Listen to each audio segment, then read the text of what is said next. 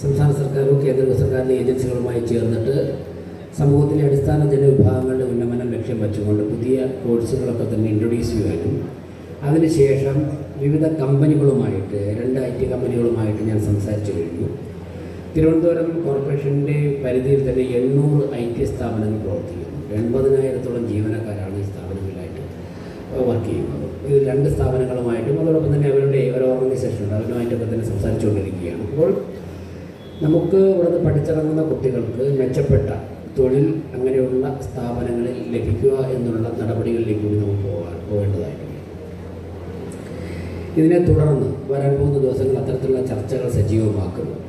ഭാവിയിൽ തിരുവനന്തപുരം രാജ്യമല്ല ലോകം തന്നെ ശ്രദ്ധിക്കുന്ന ഒരു IT കേന്ദ്രമാക്കി മാറ്റണം എന്നുള്ള സ്വപ്നം മുൻനിർത്തിക്കൊണ്ടാണ് ഈ ഭരണസമിതി മുന്നോട്ട് പോകുന്നത്. ഞാൻ ബഹുമാനപ്പെട്ട ശ്രീ PK കുഞ്ഞാലിക്കുട്ടി സംസ്ഥാന IT ഉപമന്ത്രിയുമായിട്ട് കഴിഞ്ഞ സംസാരിച്ചത് അദ്ദേഹമൊക്കെ തന്നെ വളരെ വലിയ സ്വപ്നങ്ങളാണ് പങ്കുവയ്ക്കുന്നത്.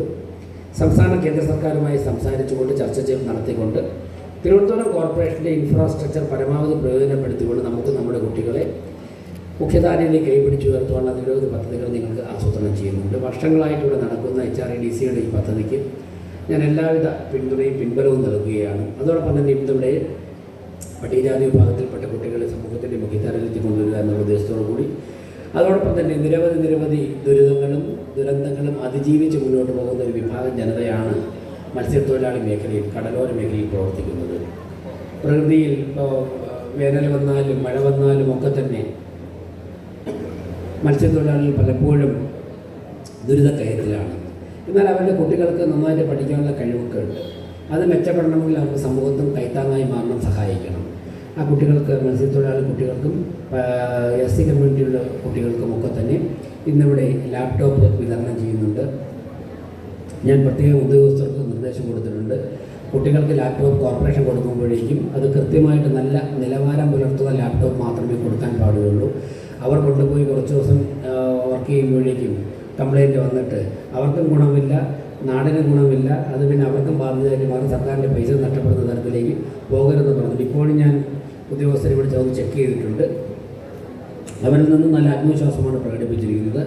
IT ഓഫീസർ ഉൾപ്പെടെ ഇവിടെ ഉണ്ട്. ഞാൻ അവരോട് ചോദിച്ചിട്ടാണ് ഇതിലേക്ക് കടക്കുന്നത്. തീർച്ചയായിട്ടും ഇത്തരത്തിലുള്ള കാര്യങ്ങൾ കൂടുതൽ മെച്ചപ്പെടുത്താനുള്ള പരിശ്രമം നമ്മൾ നടത്തും. വിദ്യാഭ്യാസ സ്റ്റാൻഡിംഗ് കമ്മിറ്റി ചെയർമാൻ പറഞ്ഞു, ഇന്ന് രാവിലെ തിരുവനന്തപുരം സിറ്റിയിലെ 5000 കുട്ടികൾക്കാണ് ഞങ്ങൾ പഠനോപകരണങ്ങൾ കൊടുത്തത്. ഒരു ബാഗും ബുക്കും ഒക്കെ ഉൾപ്പെടുന്ന വാട്ടർ ബോട്ടിൽ, ഇൻസ്ട്രുമെൻറ്റ് ബോക്സൊക്കെ ഉൾപ്പെടുന്ന കിറ്റ് 5000 കുട്ടികൾക്ക് സ്കൂളിൽ നിന്നും കിട്ടിയ ലിസ്റ്റ് അനുസരിച്ച് കൊടുത്തിട്ടുണ്ട്. അങ്ങനെ പരമാവധി നമ്മുടെ കുട്ടികളെ ചേർത്ത് പിടിച്ചുകൊണ്ട് അവരെ സമൂഹത്തിനെ അസറ്റാക്കി മാറ്റുക എന്നുള്ള ഉദ്ദേശത്തോടു കൂടിയാണ് മുന്നോട്ട് പോകുന്നത്. ഞാൻ ദീർഘിപ്പിക്കുന്നില്ല. നല്ല മഴയുണ്ട്.